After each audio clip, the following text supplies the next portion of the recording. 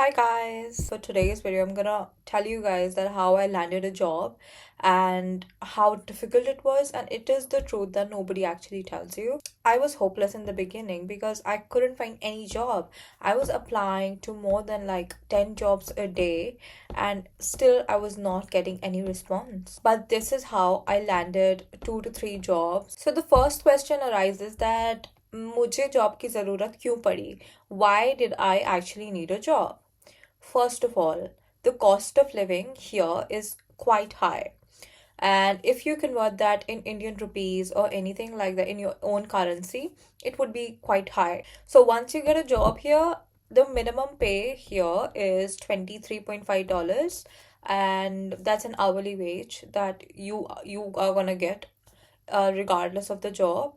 But if you have more experience, you're gonna get higher salary. But if you don't, if you are a fresher or something, you'll get just the minimum wage. You will have to pay a lot of money for your car, groceries, rent. So it's better to have a job rather than being jobless and asking money from your own parents, because it feels like a burden, honestly. And every international student, I think, can relate to it. You can only work 25 hours on your student visa, and that's per week. But in holidays, you can work full time, that is 40 hours or more. I thought that it would be quite easy to find a part time job here, but it was really not that easy because I arrived in February and I got a job finally in August. So it took me like 6 months to get a job. Once you start earning in dollars and spending in dollars, it makes more sense. But once you start spending in dollars and you're earning in rupees, like you're getting money from your parents and you're spending that, it feels like too much to spend, honestly. That's why I chose that I'm gonna do a job and earn my own money so that it's easier for my parents and for me to spend money on my stuff. Now, let's come to the application struggle. So, there's a website called Seek. It is the like most famous website in New Zealand. There you'll find a lot of jobs for your niche. So approximately I would say that I have applied to like 70 to 80 jobs, and I only received acceptance from two. I got offer letters from two of them, and it was quite a hustle. And I did not think, okay, I'm doing animal science, I'm only gonna apply to jobs related to animal science. I applied everywhere, be it retail stores, be it supermarkets, restaurants, cafes. I applied everywhere because in the initial stages, when you don't have any experience, you would want to work anywhere. You can't have any sort of opinion that I'm going to work here or work here.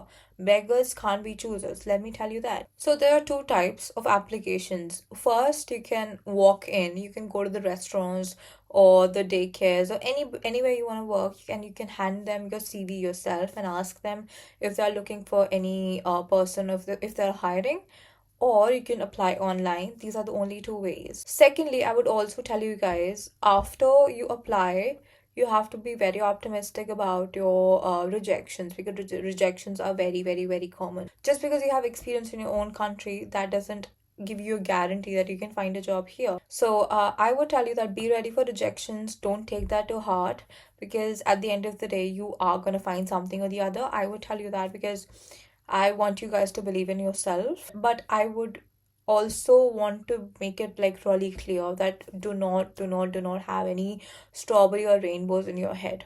Be very realistic. A lot of people are gonna ghost you. They're gonna say that, okay, send me your CV, I'll contact you, but they won't contact you at the end of the day. You have to be really prepared for that as well. Now, that's the main part. How I finally got the job. So when I made changes in my CV, I made everything, better and clearer.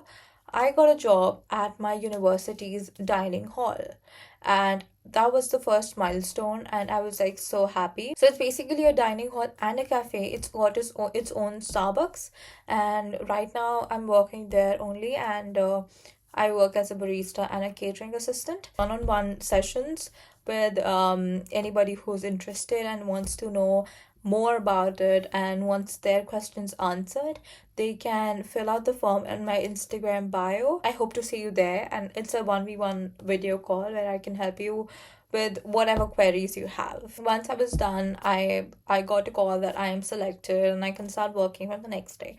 So that was the whole thing, that how I got the job, what were the interviews that happened, this and that, this and that. Interviews were not that hard, to be honest, but they were a little, because the interviewers are smart, they are gonna catch you. I was like really, really nervous, but it went fine. The people were really nice. They helped me out with everything, and I did not even know what I was doing, but it was not that bad.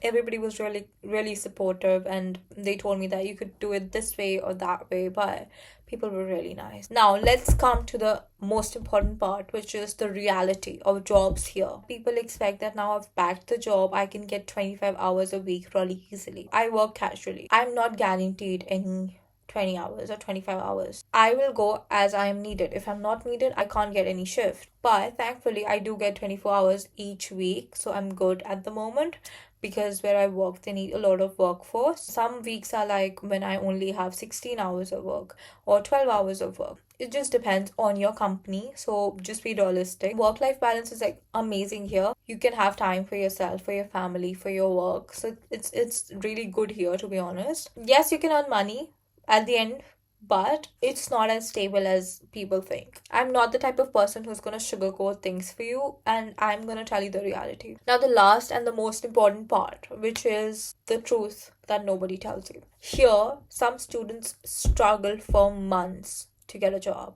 It's very hard to find a job.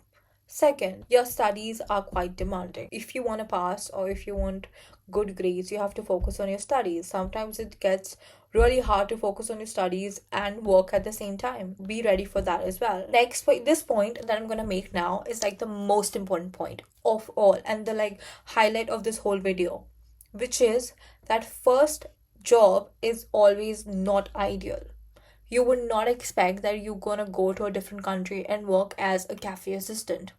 You won't expect to work as a support worker if you're doing masters. It doesn't matter. Even if you're doing PhD, you're not gonna think that I'm gonna work as at McDonald's. But you have to, regardless. Even if I'm doing science, I'm gonna do something which is not related to science. If I need the money or if I need the job, we can't be too demanding that I'm only going to do this job or that job. You have to do whatever you're going to get, because you won't get much opportunities in the beginning. Let me be clear with that. In the beginning. But later, once you start settling in, you will get the job opportunities. Once you set your foot in it, you will get something. Then, accent and communication matters a lot. The accent of the people here is quite tricky sometimes, but it's not their job to understand us. It's our job to understand them and communicate clearly. So it's very important to have a good English.